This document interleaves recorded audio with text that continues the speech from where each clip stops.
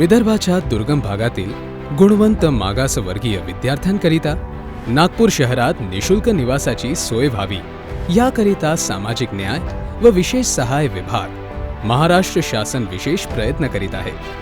सामाजिक न्याय विभागांतर्गत असलेले दीक्षाभूमी परिसरातील डॉक्टर बाबासाहेब आंबेडकर शासकीय वसतिगृह गड्डी गोदाम हे अतिशय जुने वसतिगृह आहे।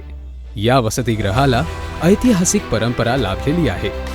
येथे राहून शिक्षण घेतलेले अनेक विद्यार्थी पुढे अधिकारी झाले आहेत।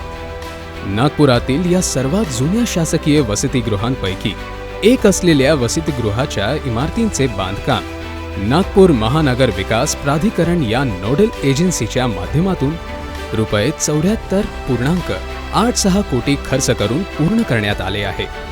या परिसरातील 2 इमारतीचे बांधकाम पूर्ण झाले आहे।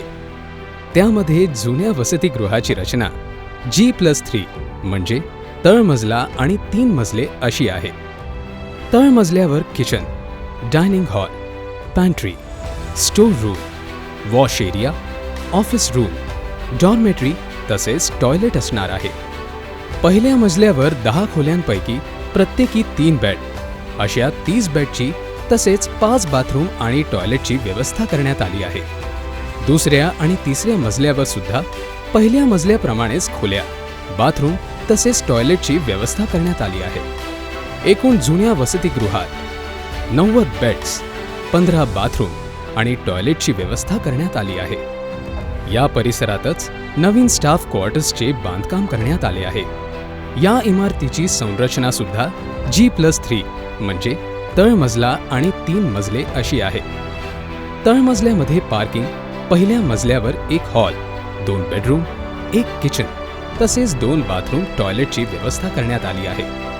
दुसऱ्या आणि तिसऱ्या मजल्यावर सुद्धा पहिल्या मजल्याप्रमाणेच हॉल, बेडरूम, किचन तसेच बाथरूम टॉयलेटची व्यवस्था करण्यात आली आहे। संपूर्ण इमारतीला पिण्याच्या पाण्याकरिता 5000 लिटर क्षमतेची आणि इतर वापराकरिता 7000 लिटर क्षमतेची ओव्हरहेड टँक सुद्धा बनविण्यात आलेली आहे। बाबासाहेब आंबेडकर वसतिगृहाच्या माध्यमातून विदर्भातील मागासवर्गीय विद्यार्थ्यांचे भविष्य उजळून निघेल यात शंका नाही।